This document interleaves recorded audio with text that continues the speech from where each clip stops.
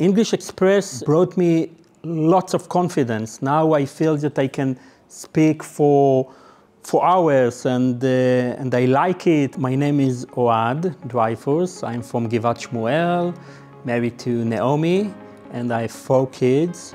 I am a lawyer, and I joined the English Express 6 months ago. My main challenge before I joined the English Express was confidence. I didn't feel any confidence to speak English. I knew English, I knew the basic words, but I was so shy and I felt like a little kid or something like this.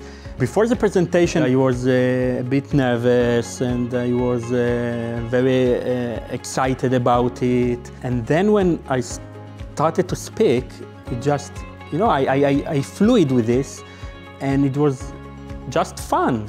I felt like, wow, it's great, it's nice, it's not so bad. I would recommend Express English for everyone who feel a lack of confidence. And it's not about if you know to speak or you don't. It's all about the confidence to speak from people. And again, to think in English and to share your thoughts in English and everything.